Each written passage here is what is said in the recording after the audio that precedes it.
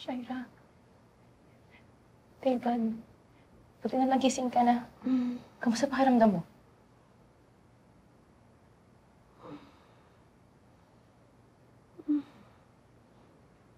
Yung baby ko. Nasaan yung baby ko?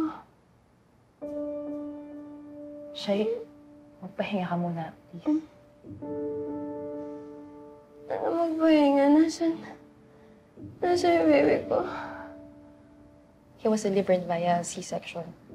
Kaya, huwag ka masyadong gumalaw kasi baka duguin ka na naman. Teka, Leslie.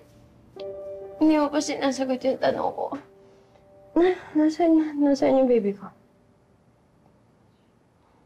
Ano nangyari sa kanya?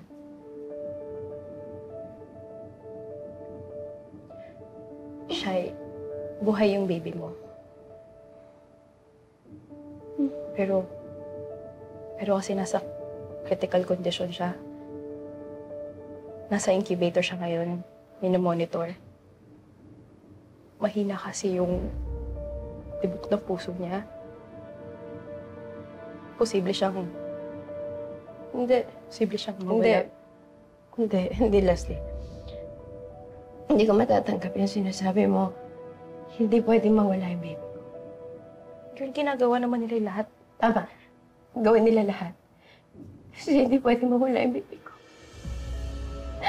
Leslie. Leslie, siya na lang yung pag-asa ko. Siya na lang.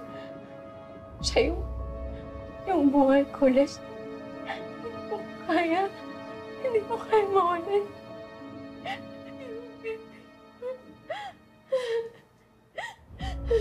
Girl, ingatan mo yung sarili mo. Hindi ka pa magaling. Ano na, Shaira?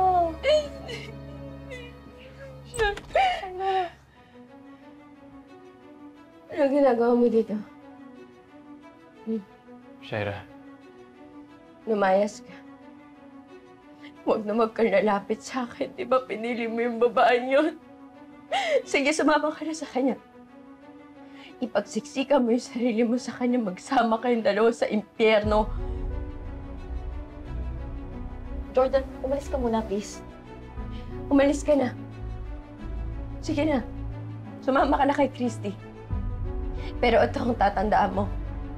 Kapag may nangyaring masama sa anak ko, magbabayad ka. Magbabayad kayong lahat. Pagbabayarin ko kayong dalawa ni Christy. Naiintindihan mo? Umalis ka na!